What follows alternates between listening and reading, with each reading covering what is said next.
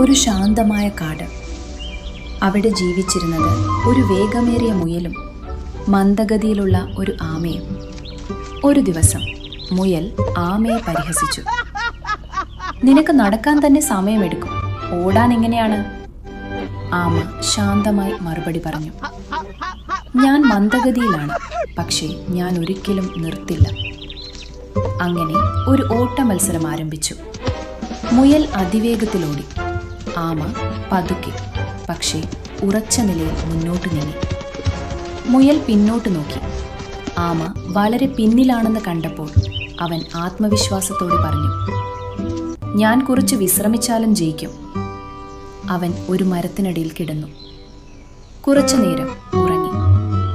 അതേസമയം ആമ നിർത്താതെ പതുക്കെ മുന്നോട്ട് നീങ്ങി. സമയം നീങ്ങി. കാട് നിശബ്ദമായി. ആമ മുയലിനെ കടന്നുപോയി. മുയൽ പെട്ടെന്നുണർന്നു. എന്ത്?